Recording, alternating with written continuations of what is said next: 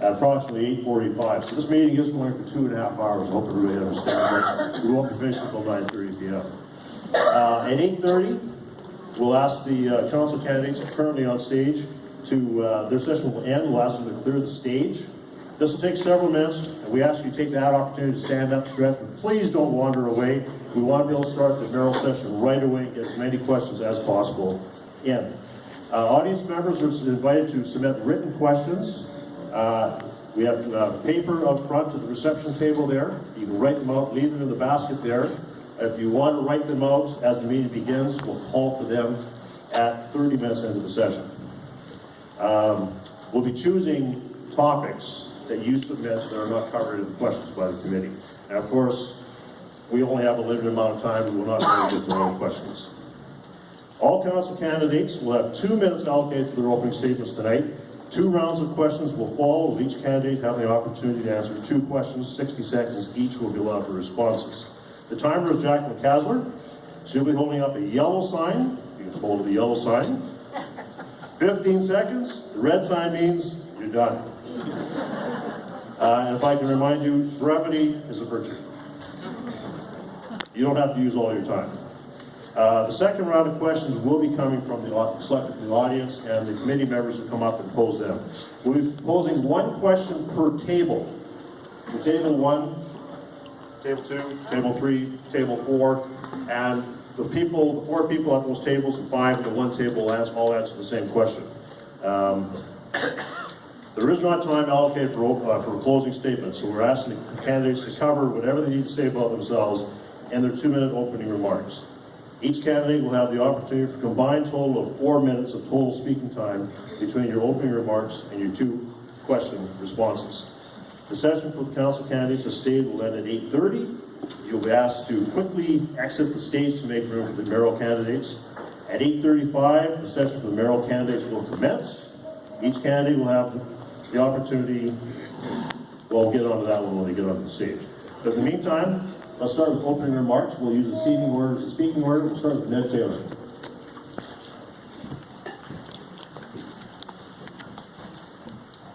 Well, thank you everyone for coming out tonight, and thank you to the community associations for putting on this event. My name is Ned Taylor, and I'm running for Saanich Council and CRD. I currently serve as the secretary of the Mount Tommy Community Association, and I've worked on several Saanich advisory committees. I ran in last year's by-election, and I'm running again this year because I care about the community I've grown up in.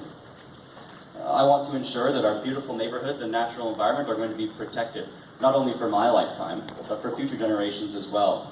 And as a young person, I know that I may very likely be raising my kids here one day. But with the constant increases in housing prices and in tax rates, I'm worried about whether or not I'll be able to afford to start a family in Saanich. And I think it's important to have that kind of perspective at the council table as we plan for the future of our community. We need an approach that works now and for future generations. If I'm elected, I'll focus on bringing council together to address these issues. My name is Ned Taylor. I'm at the bottom of your ballot, and I'm asking for your vote on October 20th. Thank you so much.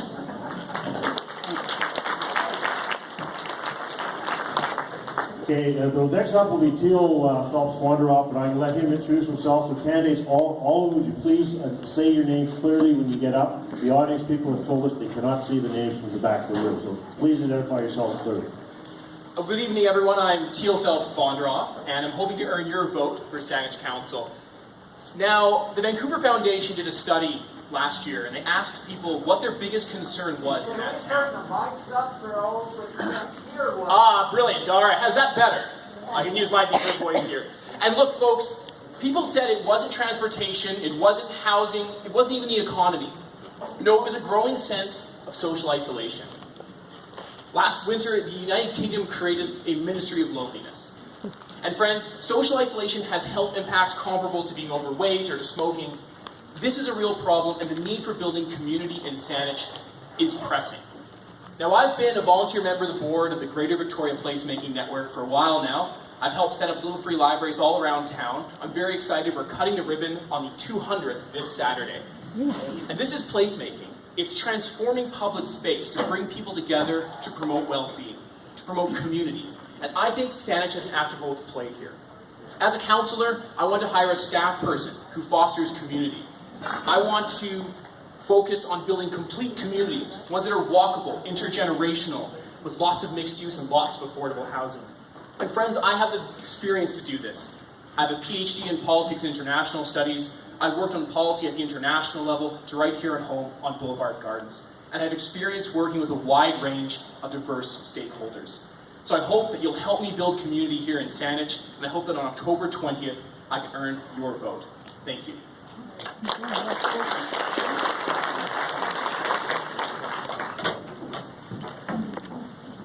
All right, it's cozy up here. Can you hear me at the back? All right, perfect. My name is Sean Newby. I want to thank everybody for coming tonight, and I want to thank the Quadra Cedar Hill and Mount View Colquitt's Community Associations for hosting this event. I've had the pleasure of sitting on the board of the Quadra Cedar Hill Community Association for a few years and was fortunate enough to work with some great people during that time. 2 years ago, I founded the Saanich Sunday Farmers Market, and the Quadra Cedar Hill Community Association really helped to foster that initiative and enabled us to make it a reality. I've lived in this community off and on for many years, and I've always been drawn back to this neighborhood. Last year, I was able to buy my first home right in behind Rutledge Park. We have a unique challenge in this area. Uptown is now a destination for many people around the region, and we need to balance density while maintaining the character of our neighborhoods. Density means more people like myself can buy a condo or a house here and call it home. Maintaining the character of the neighborhood means that future generations will enjoy walking around Swan Lake, playing golf at Cedar Hill Golf Course, or even riding a pink elephant at Rutledge Park. Many of you are concerned about the highway that we call Quadra Street. Yeah. Many of you are concerned about the protection of Cedar Hill Park. Many of you are concerned that young parents won't have an affordable place to live or the local resources needed to raise a young family. These concerns are important to me as well, and I look forward to working with my fellow council members to address these concerns and build a community where everyone feels safe, comfortable, and proud to call Saanich home. Thank you.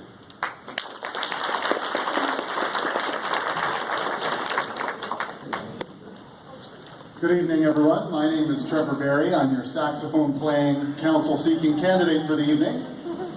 I mention that because I don't have street signs out there. I think that's terrible public space and terrible public policy.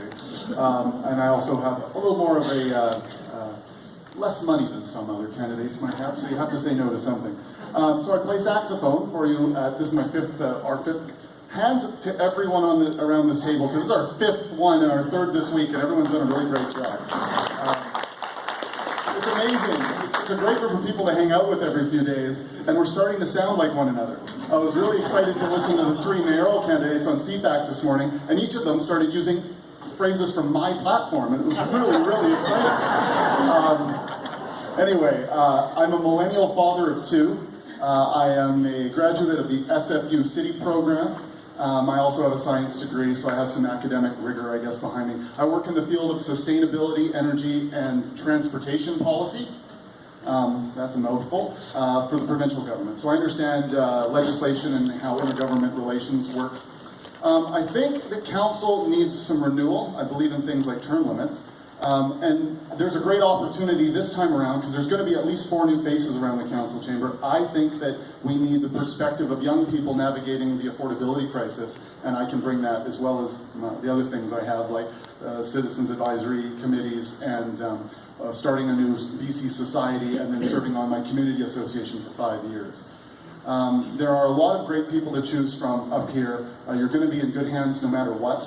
I hope that I get to work with a good amount of them. I hope that you consider voting Trevor Barry on October 20th, and for economic efficient ideas for a sustainable future. Who are you going to vote for on October 20th? Trevor!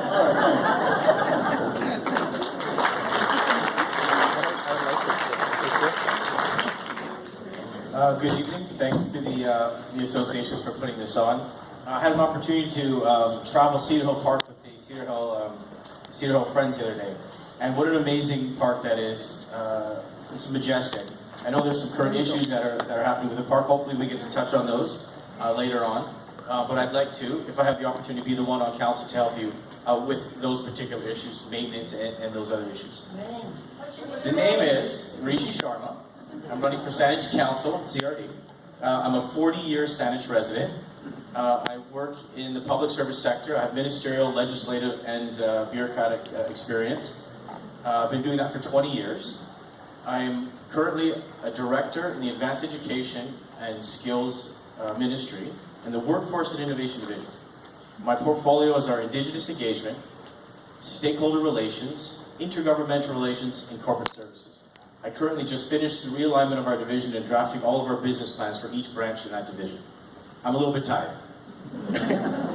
I'm a father of 3 young girls, and I'm a director on the Gordon Head Residents Association, and also the Fix Ash Road Now. It's a local advocacy group that's fighting for safer roads in the Gordon Head area. And you may be familiar with Ash Road, it's been in the paper quite often. I'm a founding member of that particular advocacy group, and it's really opened my eyes to how dangerous roads can be. I always thought, 50 kilometers an hour, it's not that bad. Until I'm standing on the road with a vest and a sign at a crosswalk, with the lights going, the beacon's happening, and cars are just flying right by me, not even thinking about stopping. And I'm a 43-year-old man. Imagine a child in that same situation. I've got 15 seconds left, so I'll stop. I'll finish with, I was outside talking to an individual, and they said, I've heard about a lot of promises that people want to do for Saanich, but how are we going to pay for it? An economic development plan is what I'd like to put in place to help pay for it as well. Thank you. Sorry for going over time.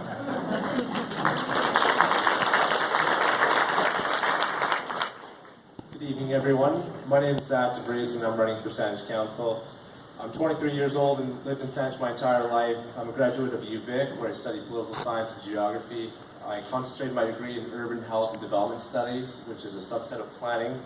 In 2015, I had the privilege of going to Europe with my mentors, Cam Owens and Ken Josephson, and we studied sustainable cities.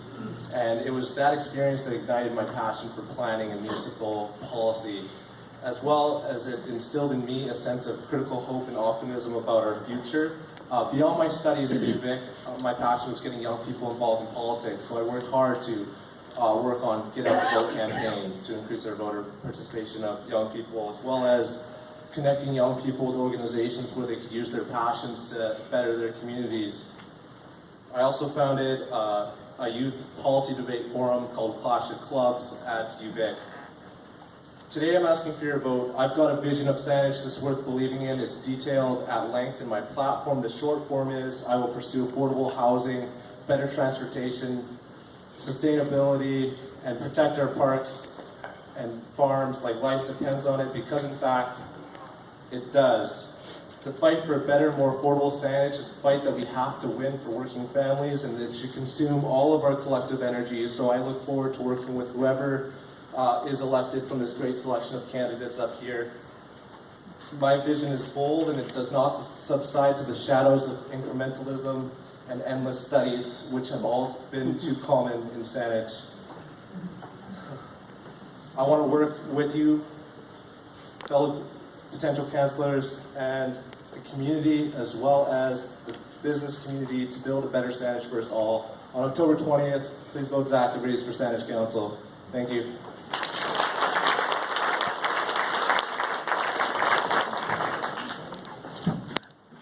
My name is Susan Bryce, and I'm seeking re-election to Saanich Council and the CRD.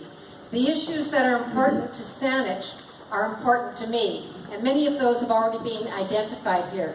As Trevor says, we start sounding very similar as candidates over time. But these themes do emerge, and I think all of us are anxious to work on them. Things such as affordable housing, transportation, fiscal responsibility, safe parks and trails. These are some of the issues that come before a council. And over this past term, working on your behalf, both in Saanich and regionally, one of the privileges I have is I chair the Victoria Regional Transit Commission, and we are in charge of public transit in Victoria. That's a critical part of keeping our city livable, giving options to people who either choose not to or can no longer drive. That issue of transportation comes up at every one of our meetings in some kind of theme, either volumes of traffic, speed of traffic, lack of transportation options. At the CRD, I was very aggressive at trying to get a regional transportation service. A lot of the communities joined in. Victoria did. Oak Bay, the Mayor of View Royal is here tonight. His community also supported it. We ran into a roadblock in the Western communities, so we didn't get the service. I want the chance to get down to the CRD and have another crack at that. So with your support, please vote Susan Bryce, Saanich Council and the CRD.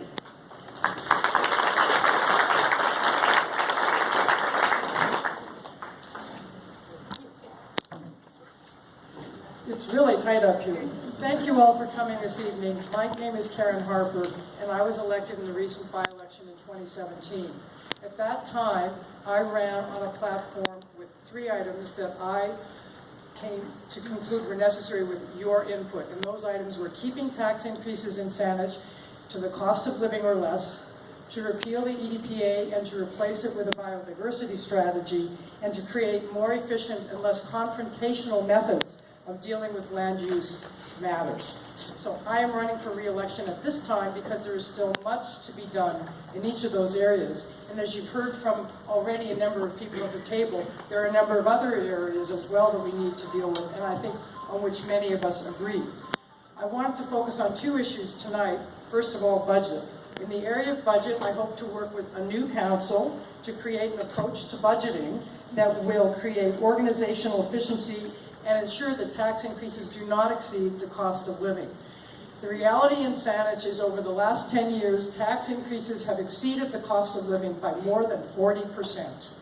This is simply unsustainable. We can't afford it as individuals, let alone in terms of what the organization is doing. And I know that we can do much better. We need to do this in order to keep Saanich affordable for homeowners, for renters, and for businesses. All of those pieces are necessary in order for us to have a vibrant community. The other issue I wanted to talk about tonight is the governance review, which our chair of the evening, John Schmuck, actually chaired. And one of the very important comments that it made was that Saanich needs to operate at a strategic level. Oh, and I'm going to go longer than I thought. And we aren't. So I would like to work with council on getting us to the strategic rather than the day-to-day. And I have a number of ideas on how to accomplish that. So on October 20th, please re-elect me, Karen Harper, to Saanich Council.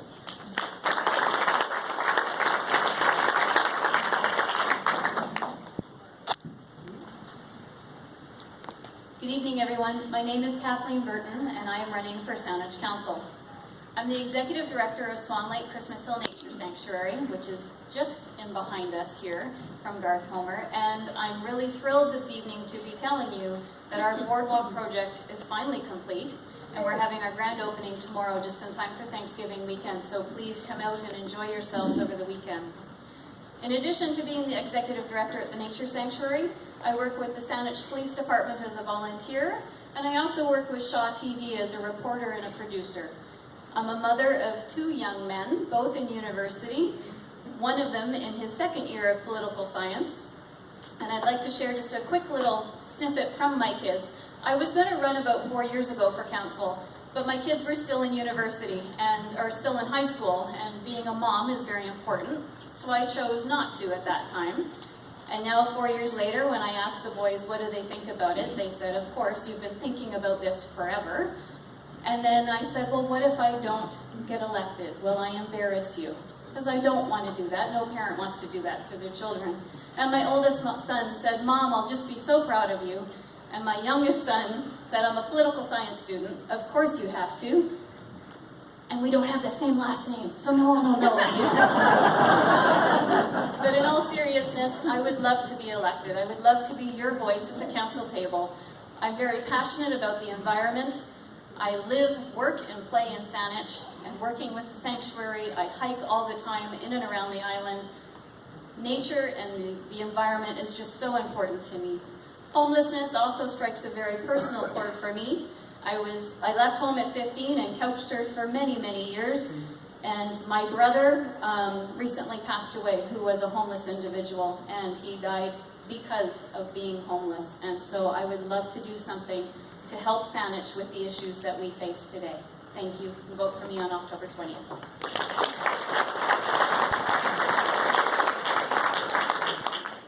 Hi everybody, I'm Judy Brownoff. I am very excited that I was selected by Saanich to represent them at the Greater Victoria Tourism Board, and it's so exciting. Tourists are coming here for authentic experiences. Saanich has it in spades, whether it's our beaches, our trails, or even a nice morning walk up Mount Doug. And we also got the new Sports Tourism Commission located in Commonwealth Place. And we've just won a bid to host the BC Senior Games in 2021. And we've just bid on, we're going to bid on the Victus Games. So it's very exciting about sports tourism and tourism here. The other thing about Saanich that's so great is our environment. Saanich needs a comprehensive environmental strategy together with education, and we need to look at incentives. And finally, the most important thing is to create attainable housing for seniors downsizing, for our young people coming up, and for young families. This housing should be located where services and transit are. So it's very important. I ask for your support to re-elect me, Judy Brownoff, to Saanich Council and the CRD. Thank you very much.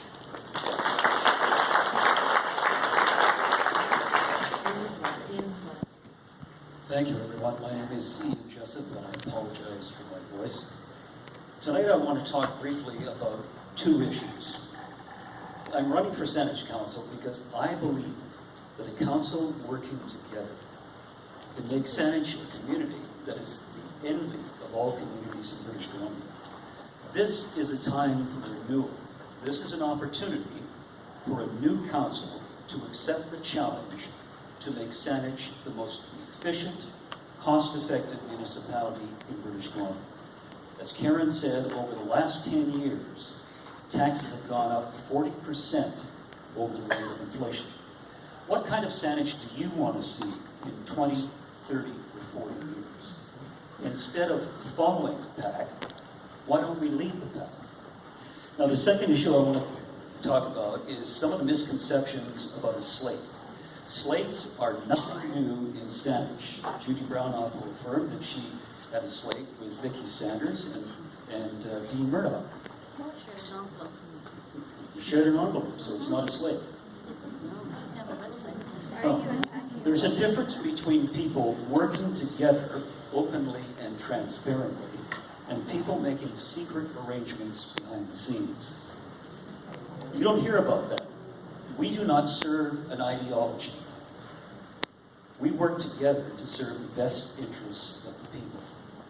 And I'd just like to point out that today the Victoria Labour Council supported 4 candidates here. Is that a slate? It's not a slate. It's an endorsement from a public organization. It's an endorsement from a public organization which you have political interest in. Transparency is what Saanich deserves. Over the last 22 months, Saanich has had 65 secret meetings. Thank you.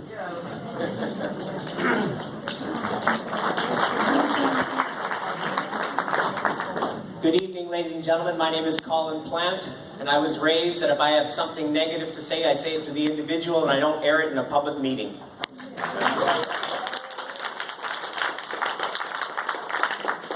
It's been my pleasure for the last 4 years to serve you, to serve the residents, to work with my other 8 council members. There is no organization behind the scene where people are deciding things in advance. I work independently. Have I been endorsed by the Victoria Labour Council? Yes, I have.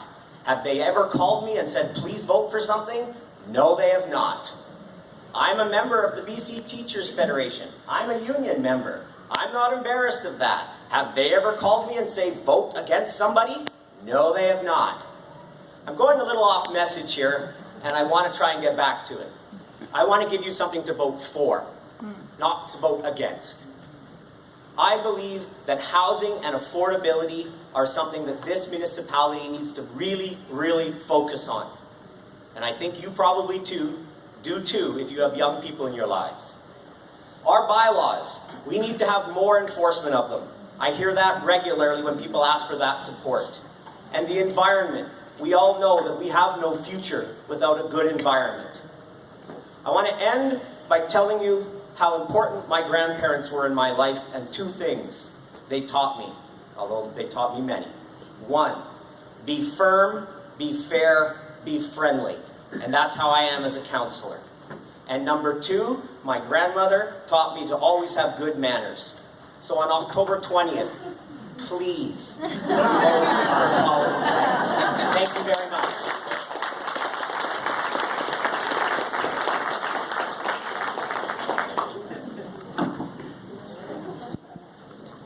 Hello? Hi there. I would like to stand up, but it is a very, can everybody hear me out there? It's a very tricky, no? Yes? It's a very tricky place to back my chair out. Where's the other mic? There's a lot of sick people. Yeah. I brought turnips, but I don't know how they'll do on that. Anyways, I'm sorry, I'm in a very awkward spot, but I'm standing here before you, Saanich residents, and I'm honored to stand before you. Hello? Okay, I might get sick. My name is Natalie Chambers. I am a restoration ecologist. I am, oh my goodness, a restoration ecologist, the co-author of the book Saving Farmland, The Fight for Real Food, and I hold a diploma in conservation finance. I'm really excited to be here on the site. A lot of people haven't talked about something that's really high on my platform, and that's seniors. And right here on this site, there is going to be the most amazing, thanks to everybody who's been working on this for a very long time, there's going to be an amazing, affordable seniors place here. So I'm really excited about that. Most people know me as a farmer at Madrona Farm and protecting special places in British Columbia. But what I want to talk about here is how happy I am to be in my old neighborhood. And I own a house just across the street, and it's a heritage house. And that's kind of how I am standing here today. And it's also how I met Vic Derman, because when I was a young woman, 24 years old, and I just had my young son, Sage, I had bought a house on Bethune Avenue, and it was on the Heritage Register. And I had met Vic. He cycled over to my house, and he was adamant that I designate this house. Anyways, I'm on the Arts, Heritage, and Culture Committee for Saanich, and I love protecting farmland and intend to protect all the remaining green space and farmland in Saanich. Please vote for me on October 20th. Thank you.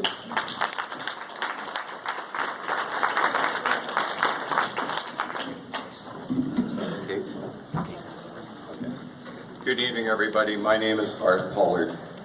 For 40 years, I've done a lot for the community. Along the way, I got a degree in political science. But my main passion was working for you in the community. I spent 17 years volunteering for the police as an area coordinator for the largest block watch in all of Saanich. I doubled the number of blocks from 34 to 68 blocks, covering over 1,300 people. I spent hundreds of hours helping you build a safer neighborhood in Quadra-Cedar Hill. I also spent 6 years working on the community association, dealing with variances, dealing with traffic issues, holding a speed reader board, again, looking for the neighbors and their safety. I chose to rise to this awesome position of running for council for 2 reasons. And that was because I wanted to give back to my community, and I wanted to make it a safer place. We're standing here in the heart of the Nigel Valley, which is going to be in 10 years an amazing place, because we're going to actually have a central business district. A lot of people talk about affordable housing and how important and vitally important it is in our society. And we need that. We need that along the corridors. And it's hard to distinguish from what everybody else is saying. But we haven't addressed the other end of the equation. And that is, how are we going to pay for it personally? Our aging demographic, our students leaving the city. That's sad. That's very sad that we graduate 5,000 to 10,000 people from college each year who can't afford $1,200 a month for rent. The way to do it is to attract new business into this area, including a movie studio, getting a lower mill rate, getting business taxes smaller for small business, and making this the heartland of Saanich. I hope you can support me, Art Pollard, on October 20th. Thank you.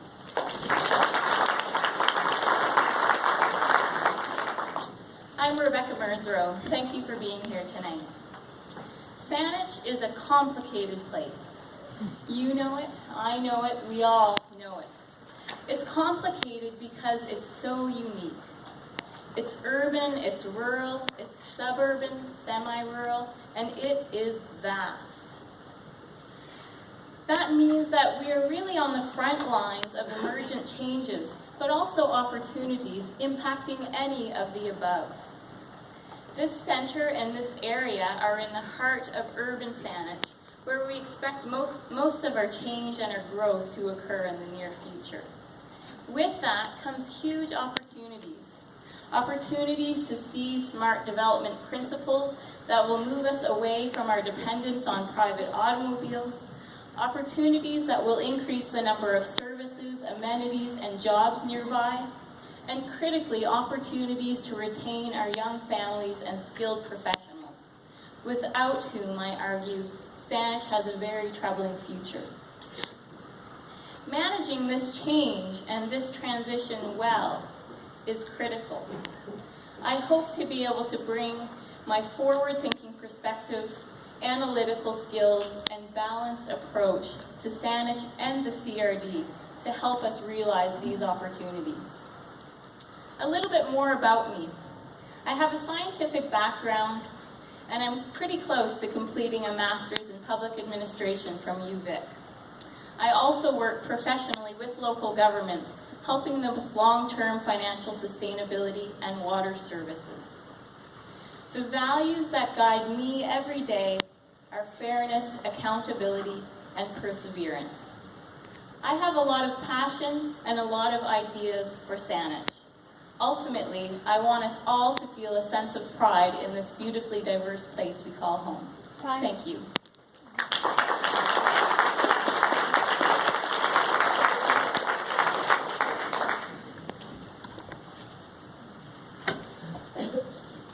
Good evening, and thank you for joining us tonight. My name is Vernon Lord, and I'm running for Saanich Council. I am new to the area, moving here from Portland, Oregon about 1.5 years ago with my wife and 2 of our 4 children. My wife and I are both IBEW electricians, and we have traveled extensively throughout the States and Canada for work to support our family. I know what hard work is. Let me read you a quote from the 1800s.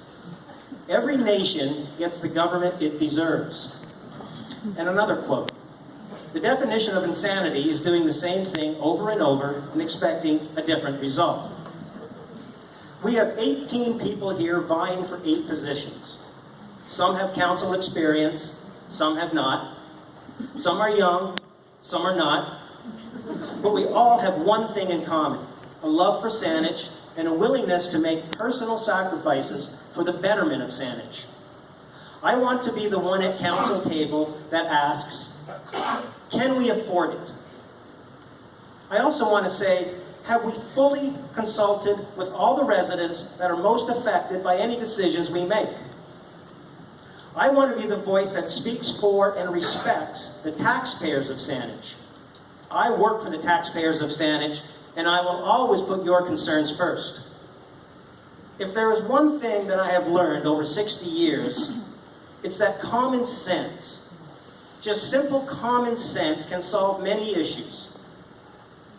Do we need to address tent cities and find a solution that respects both those in need and respects the residents and taxpayers? Yes, we do. That's common sense. Do we need to purchase Kings Park from BC Hydro and preserve it as a green space? Yes, common sense. And on a safety note, I just want to say, wear a hockey helmet. Thank you, candidates. Give a round of applause for them.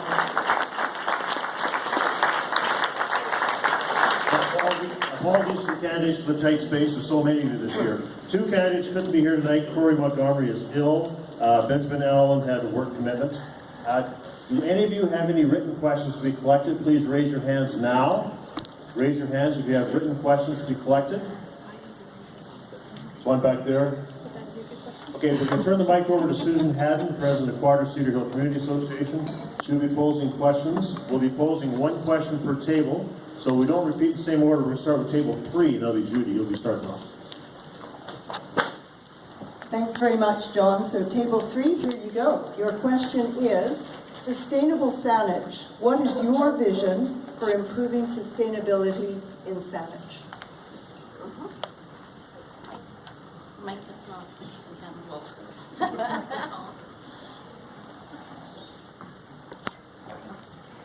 Hi there. Can you hear me? Sustainable Saanich is one that the environment is supported by how we handle our households, how we get around this community, how we even operate our energy.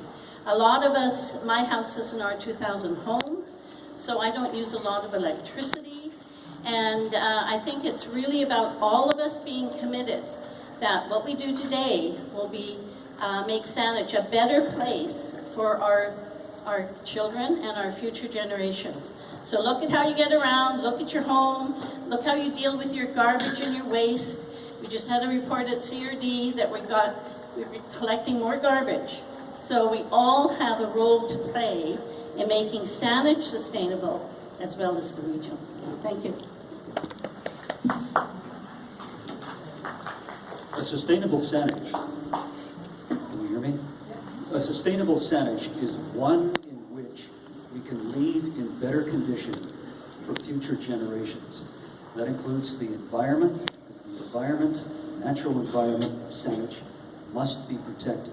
But we also want housing, which future generations like Ned's family can live and enjoy the accommodation that this generation has provided for future generations, just as our previous generation provided for us. That is the Saanich that is sustainable. That is the Saanich I believe that we can work towards to make one of the most efficient municipalities in British Columbia. Thank you. Thank you, whoever asked the question. This feedback is terrible. If there's an ability to adopt it, please do. Guess not.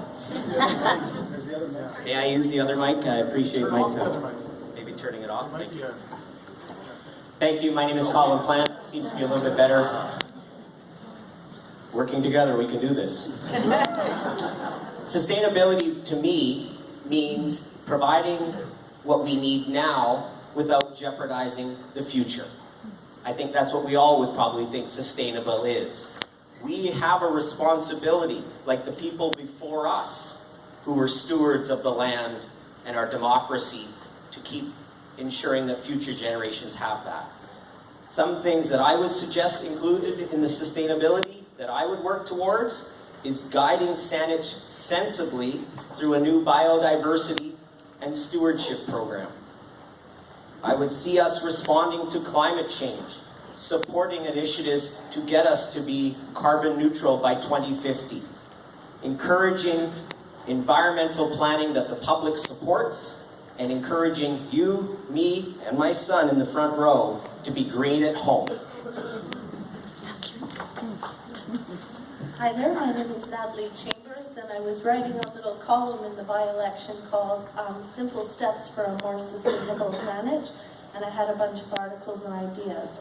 Tonight I'm going to talk about one of them, and I think that I'm really excited about bringing forward a deeper ecological understanding of the lands here that we reside on in Saanich. As somebody who's been studying land use up in UVic for the last 16 years, and the traditional relationships of stewardship. I'm very excited about providing this education because we live in a biodiversity hotspot here in Saanich. We live in a fertility belt in Canada, and I feel it's a lot easier to steward these areas when we understand them intimately and when we understand how they impact our health. We live in the most healthful place in the world, and I'm very encouraged about talking to all of you about that. Thank you very much. Thank you, table 3. So for table 4, starting with Art Pollard, your question is governance. Saanich motto is serving the people. What does this mean to you, and how will you deliver on it? It's tough to stand up here. Am I being heard out there? Yes. Perfect. Thank you, Susan, for the question. It's just an amazing thing, serving the people. And the governance review made it very clear that we are to serve. I want to tell you a story about when I was growing up, and my 2 mentors are now passed away, being my mother and my father. My mother always said to me, and it was a line from Hamlet, and it is, "This above all else, be true to thine own self, and as day follows the night, you can be false to no one." When you give of public service, you give of the heart, give willingly, you give to your community, and you don't give with expectations of honor or reward. The reward is intrinsic. So that is what it's all about when you serve and choose to serve on a council. It's for the inner reward. It's not for the salary. And I think we should all recognize that fact.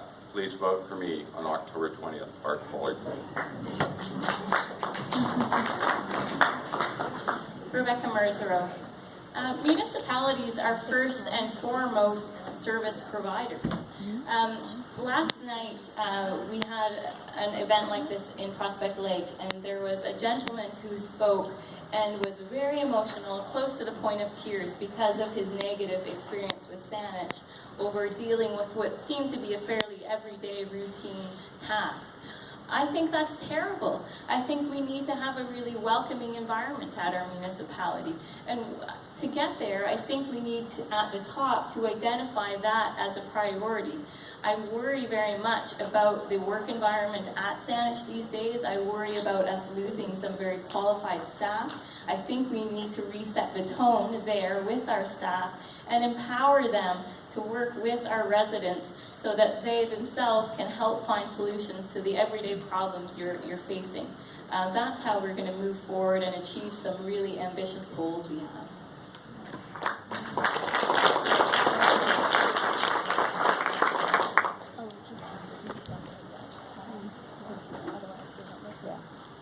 I entered this race on the last day, September 14th. And when I did, I asked a very clear question. Can I be fired? Is there anything I can do that can get me fired? And they said, no, you can't get fired, you can just not be reelected. That serves me because I want to serve you. And I'm going to take your concerns, and I want to talk to you and find out what they are, and I will do everything I can to help you, to work with you, and get them resolved. Because, as I said before, I work for you. You are my boss. I will do what it takes to get everything through that needs to get through. Of course, there's certain things we can't, but I will truly fight for you. And I also want to say, this suits me well because government, or governance, needs Vern. Thank you. Thank you, table 4. We're now coming back to table 1, starting with Ned. And the question for your table, Ned, is about land use. In the long term, how do you propose to provide housing for those that have minimal or zero income, including those who live in tent cities? Thank you.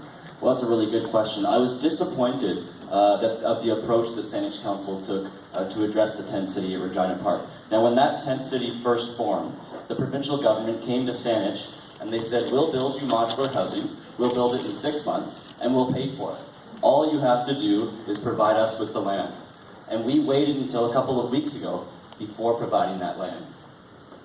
Since then, that issue has really spiraled out of control. We put our police officers at risk, we put that neighborhood at risk, and we could have addressed that situation a lot sooner. We could have alleviated the situation and got that modular housing in place months ago. So I'm disappointed with that approach, and if I were on council, that's the approach that I would have taken. But now we have to look to the future. We need to be proactive when we're addressing homelessness, and we need to work with all levels of government to address this issue. Thank you for the question.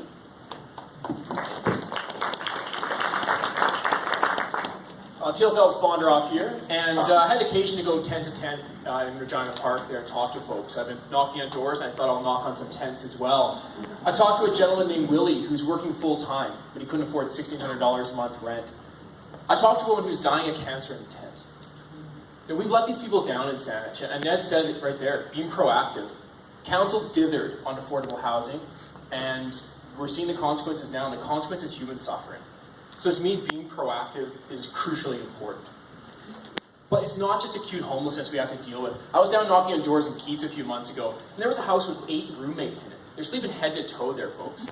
You know, and if people can afford a house, there are a lot of people sleeping on people's couches, hidden homelessness. So we need to explore their options. We need to look at secondary suites, the garden suite study. I'm really looking forward to voting in favor of that and developing some really robust legislation there, friends. So I think we need people who are proactive. We need some new ideas on council, that's for sure. And I'm hoping to be one of those new ideas for you. Thank you.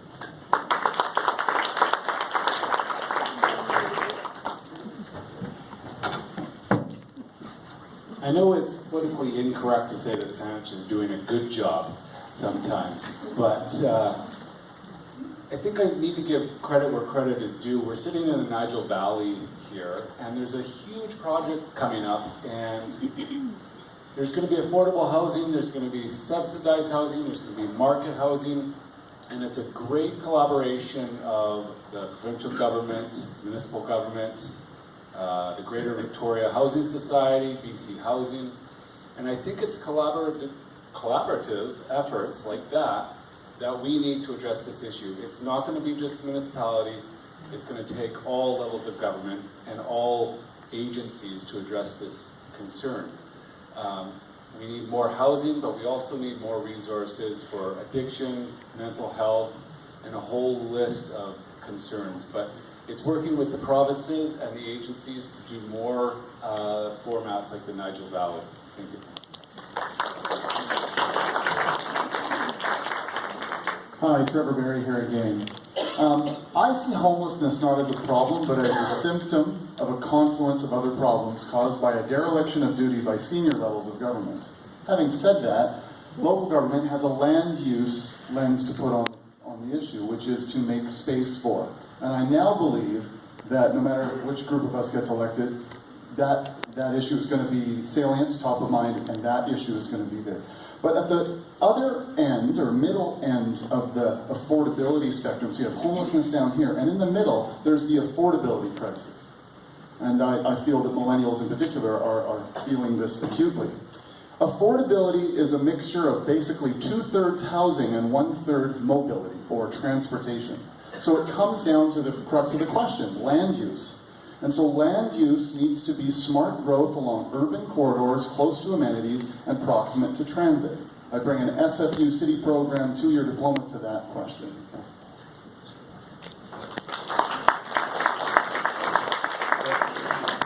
Since the question's so easy, I think I'll take this one. Is that okay? Sure. A livable cities plan is what I have in my platform, that looking at all ranges of housing options for everybody, from seniors to folks like myself.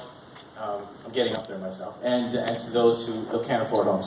I stopped off at the camp recently, where there's now a tent city on someone's private property, and I talked to the individual who's actually in charge of the campers. She says she feels responsible for those at the camp. And I said, well, if you feel responsible for them, let's take them to somewhere that's a safe place. There are beds available.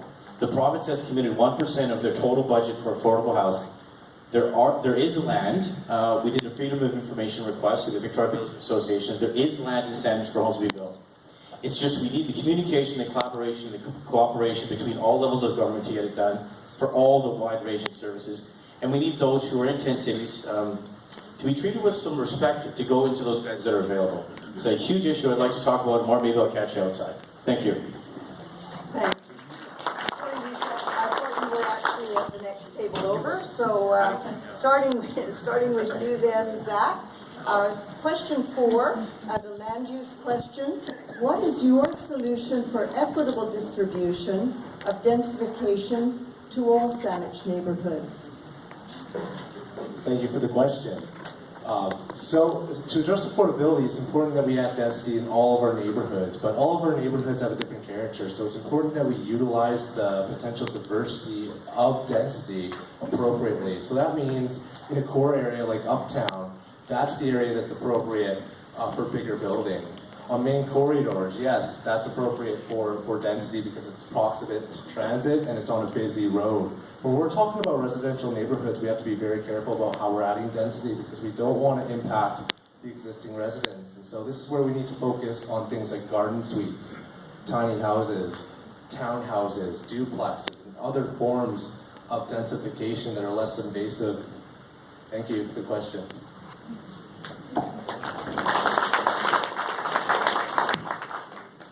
The issue of densification is one that comes to the council table because generally it is somebody coming with a project, and at all kinds of levels there's a need to support the project.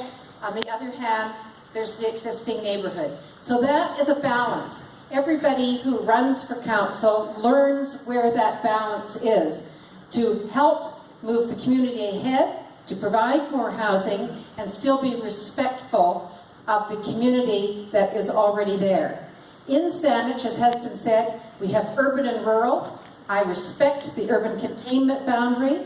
Densification here within the urban containment boundary, along transportation corridors, that's where we get the best bang for the buck.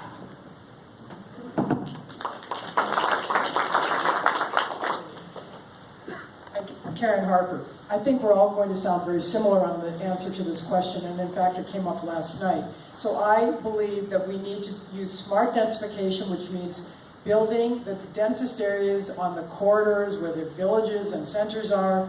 And when we're looking at further densification, that is to say in the residential neighborhoods, that really needs to be part of local area planning, changing the local area plans to determine what degree of densification we can have once we're getting off of those main corridors. Because for densification to work, it needs to be in an area where the people living there have access to all the facilities, such as transit, so that we are not increasing the traffic on the roads. That's one of the big issues we see at council. When densification comes forward, people are very concerned about traffic.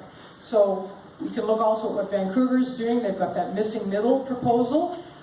There are some really interesting ideas there, but I don't think we can do exactly what Vancouver's proposing because we don't have the same systems here.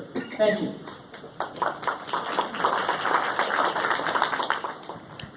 Kathleen Burton. I agree with all of my colleagues at this table. We are going to sound very much alike. I did a story not too long ago with Shaw TV. I was reporting on tiny homes, and I got a tour of one as part of the story and was working with one of the builders. And that is absolutely one of the options. The problem is they don't always fit. And this is what they were talking about in terms of, is it the right place to build them? Garden suites, is it the right place? Do they fit? And so we need to look at the land use issues and absolutely the transportation issues that come along with it. Because there's no sense in building and putting more density if we don't have the capacity to handle those people. We need to look at everything. It's not one solution. Thank you. Thank you. That concludes the questions from our committee. We're now going to be looking at the questions that have been submitted to our committee, which includes some of your written ones tonight. So Peter Haddon will ask the first question. Thank you, John. As we increase density, how can Saanich increase park space and other outdoor amenities, acquire and protect urban green space? Oh, sorry. Yeah, table 4, we'll start, we'll go around again. As we increase density, how can Saanich increase park space and other outdoor amenities acquire and protect urban green space? Thank you for the question. It's an ennobling balance when you have green space and density. And one of the important things is going to be that acquisition of that property on Kings Park over there. I think that's very, very important. As far as acquiring it, I'm sure there are protections in place that will allow us to do this. But I think we should also look at how we preserve our existing green space. And I mean that the parks we have. We have wonderful volunteer groups that go around in places like Cedar Hill Park every year pulling out invasive species and taking care and stewardship of the parks. A friend of mine went out by Han Pacific. He pulled English ivy out of there. And I think that's important as well. We also need to maintain embrace the care of our green space. And in the future, it's going to be also important when you have boulevards too, where we should plant trees on our boulevards to increase our tree canopy. Thank you. Rebecca Merzero. I think as we approach more densification in this area in particular, we need to realize that the only way we can maintain a high quality of life for people coming into these smaller living spaces is really to have more public realms and more green spaces around them. We already have a deficit of those in this particular area, so I think we do need to think a bit outside the box in terms of what that looks like. I would put forward pocket parks as one suggestion of ways to do that. There's two concrete things I think we could do, though, to improve this. I think we should look at a community amenity contribution policy that sends a clear signal to developers and to communities about the amenities they will get with development. I think we also have an opportunity with our development cost charge program under review at this moment to be more clear about how those allocations to parks are actually going to benefit the areas impacted by those developments.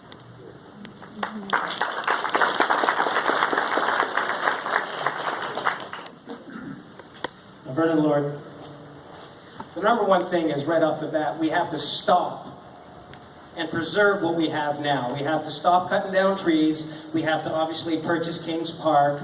We have to preserve what we have. That's number one. Number two, when developers come to us, they're coming to us because they stand to make money. I was also an electrical contractor for 20 years. I know how contractors work. They just want to make money. That's what we do. We can put conditions on them. Right now, they make lots of money. They make fine profits. We just need to put conditions, and I would have to work with council and other members how we can achieve that. But that can be achieved. Either if we're going to allow them to build, then they have to either kick into a fund, or perhaps we will let them build, and that one of those lots will be turned into a very small park. But we have the hammer. Thank you very much. Okay, Natalie hasn't spoken. Okay, go ahead, Natalie, sorry. Hello there. Oh boy. I'm in a dangerous position here. Anyways, I also was going to speak to the developer amenities, and also, as you know, I've been working for well, I don't know if you know, but I'll let you know. For the last 14 years, I've been working with a number of people in the CRD trying to create a regional farmlands trust. And that includes covenanting and being proactive in protecting our green spaces further. So yes, we need to adopt this more rotund biodiversity strategy immediately. Like, we need to replace it right away. It was really irresponsible. We need to collect the proper money from developers, and we need to do our farmlands trust. We need to follow through with the Murdoch and everybody else's work and get our farms in trust immediately. Vote for Natalie Chambers. Thanks. Okay, we're going to table 3 now. Again, apologies to candidates for the tight space. So let's start with Colin. We'll just proceed all the way down. But the table 3 will be Colin, Ian, and Judy. And Carol Hamill, President of Mountview Caucus, will be posing this question. This is a question from the audience. It's with regards to suites in private homes.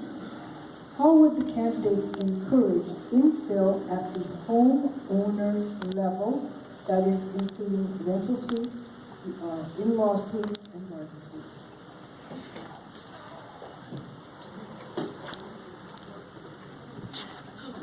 Could you repeat the question, Carol? I didn't hear. Sorry, Jack. Okay, suites in private homes. Yes. How would the candidates encourage infill at the homeowner level? That includes rental suites, in-law suites, garden suites. Thank you very much for the question. Saanich already does permit secondary suites if they meet safety criteria. Garden suites, detached separate structures, granny suites you may have heard them referred to as, are something that you've heard. We're waiting for the report to come back, and one member has already decided that he's in favor. I'm very much in support of looking at it and think it's a great idea, but I need to see the details. Saanich is only, however, looking at that within this inside of the urban containment boundary. I think we should have looked at that for all of Saanich. That's fine, you're entitled to your opinion too. My comment would be Saanich needs to be innovative and yet respectful of neighborhoods and all. I'm getting all the interesting things tonight. Be respectful of neighborhoods, but be open to well thought out ideas that can be applied appropriately throughout the municipality.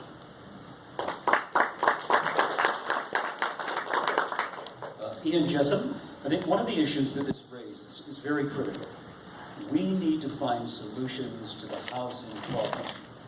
And I think one of the ways to do that is to have a citizens committee deal with young people, with developers, deal with communities, to find ways to build housing which is affordable and sustainable in the future. And I think one of the issues that we're talking about now is strictly a piecemeal basis. And it may work for a short time, but really, is it the long-term solution that residents of Saanich want? And I think not. What I would suggest is have this committee meet with the folks within communities and decide what they want. Thank you. Hi there, Judy Brownoff. So in Saanich, any single-family home within the urban containment boundary that has the owner living in it can have a suite. Under the building code, that suite could be 900 square feet.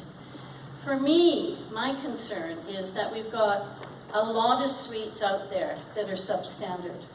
And how can Saanich Council try and create these owners of these suites to bring them up to code?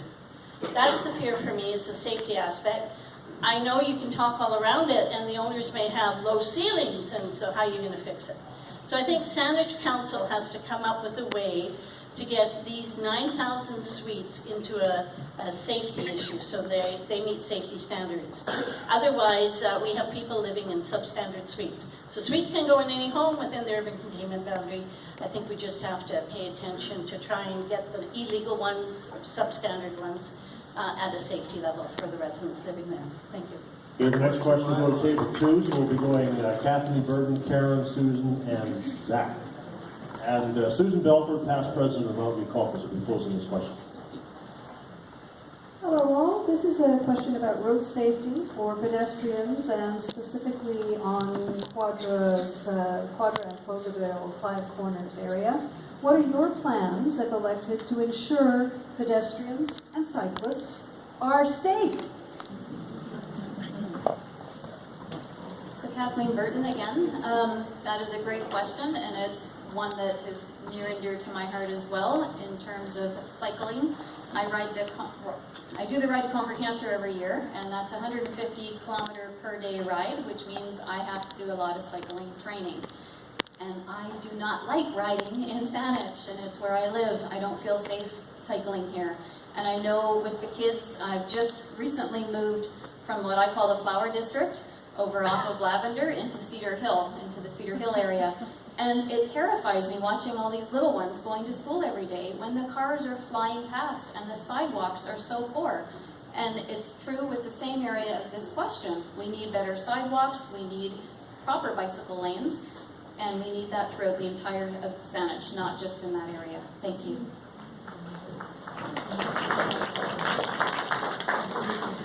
Karen Harper. I am a cyclist, and my view on cycling is where possible we should be using secondary roads, because one of the issues that we face is that it's impossible to build a complete cycling circuit in Saanich on the main roads in any kind of meaningful way. We have a lot of situations where you're on it, it's there, and then it disappears. So it would also be a more cost-effective way of getting that system set up quite quickly. So that's on the cycling side of things. And I agree, I don't like riding on main roads either, and I don't. I stick to those secondary roads.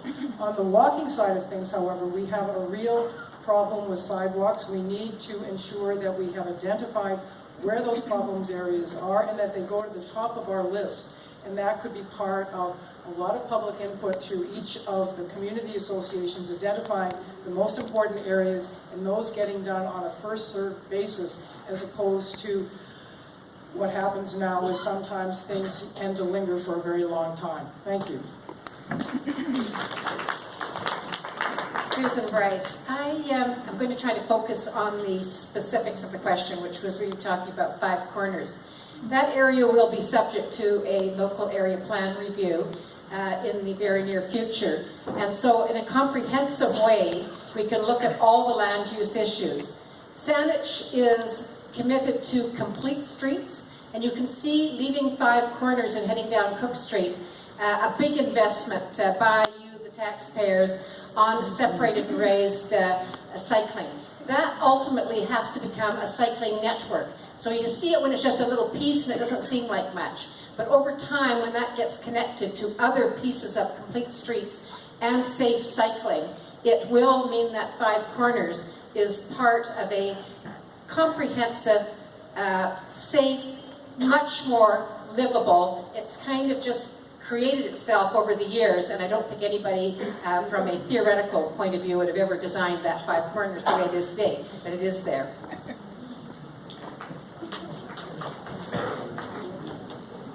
Hi there, I'm Zach DeVries. I do not believe it's beyond our capacity to ensure that all our roads are safe for all road users. I've been an active cyclist in the past. I was part of the Canadian Development Program for track cycling at one time. And even I, at times, feel unsafe on our roads. And that includes as a pedestrian too, as I've spent the last several months knocking on doors and walking in places that I did not feel safe myself. We need to do better. And if we are to make our communities more walkable, bikeable, and accessible in that way, we need to be making sure these modes of transportation are competitive with busing and with motor vehicles as well. And so to subjugate people, pedestrians and cyclists to secondary streets only, I think is a grave mistake, and we can do better. Thank you. Audience question going to table number 1, and we'll start with Rishi, as this will be read out by Noella May, who is the Vice President of Quadra Cedar Hill. Good evening. This question has to do with climate change. What top three actions would you support to reduce our district's greenhouse gas emissions? What top 3 actions would you support to reduce our district's greenhouse gas emissions? I'd like to try to implement more of a smart cities plan to look at the whole broad scope of emissions. Carbon neutrality is something that I helped implement when I was in the provincial government, working for the Minister of Environment as his chief of staff. And I think trying to reduce our garbage as well. I know it's something that I'd like to try and get at. Having 3 daughters, we have constant recycling and compost, so maybe more composting, but with some incentives. Some incentives to try to help folks to move in that particular direction. I don't want to start using a stick to make sure people, are forced to think about climate action. There's always unintended consequences when you push too hard in one particular area. So I'd like to bring people along slowly, Those are the top 3 things that I would help to implement. But look at other areas as well. Look at what other jurisdictions are internationally are doing to try to help with their cities. You know, Hong Kong, Singapore. Are there major populated areas? What can we do to bring them here in Saanich and start to implement and lead on Vancouver Island? Thank you very much.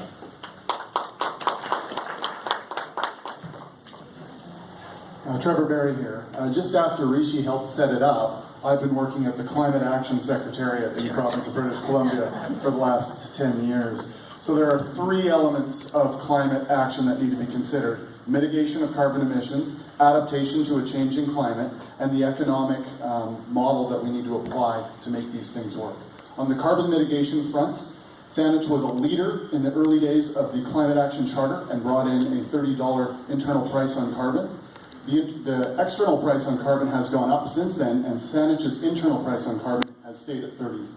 So it needs to go up to the $50 mark that the feds have put out there. And what that does, that gives more incentive within Saanich corporate operations to put money into a fund to help fund things like adaptation measures, which would help pay for a natural asset catalog in an open data format so that land use decisions take into account future climate conditions. And finally, demand side management is the lens of economics that we should use when assessing these things.